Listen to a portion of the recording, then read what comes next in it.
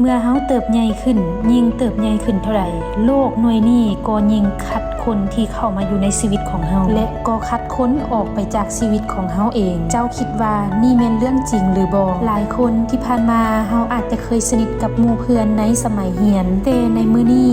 หมู่เพื่อนกลุ่มเหล่านั้นอาจจะบ่ได้เป็นหมู่เพื่อนสนิทของเฮาในมื้อนี้เฮาอาจจะบ่ได้มีหมู่เพื่อนหลวงหลายแบบเมื่อก่อนที่ผ่านมาในมื้อที่เฮาเติบใหญ่ขึ้นเฮาจะเหลือหมู่เพื่อนที่น้อยลงแต่เป็นหมู่เพื่อนที่เห็นคุณค่าเป็นหมู่เพื่อนที่เข้าใจกันเป็นหมู่เพื่อนที่หวังดีต่อกันดังนั้นการที่เฮามีหมู่เพื่อนน้อยบ่ได้หมายถึงว่าเฮาบ่มีหมู่เพื่อนครบหรือเฮาเป็นคนบ่ดีการที่เฮามีหมู่เพื่อนน้อยแต่เป็นหมู่เพื่อนที่มีคุณภาพนั่นแหละเป็นการที่บ่งบอกว่าเจ้าเป็นคนที่ให้เกียรติตัวเองให้เกียรติตัวเองที่จะเลือกสังคมหมู่เพื่อนเจ้าให้เกียรติตัวเองที่จะเลือกอยู่ในพื้นที่ที่สบายใจเลิกแคร์ความคิดของคนอื่นแต่เฮาแคร์คนที่เขาแคร์เฮาแคร์คนที่เข้าใจเฮาและแคร์คนที่เขาฮักเฮาแท้ๆดังนั้นไผที่มีหมู่เพื่อนน้อยเจ้าฮู้เอาไว้เลยว่าเจ้าเป็นคนที่ให้เกียรติตัวเองเจ้าเข้าใจตัวเองเจ้าเลือกสิ่งที่ดีที่สุดให้กับตัวเอง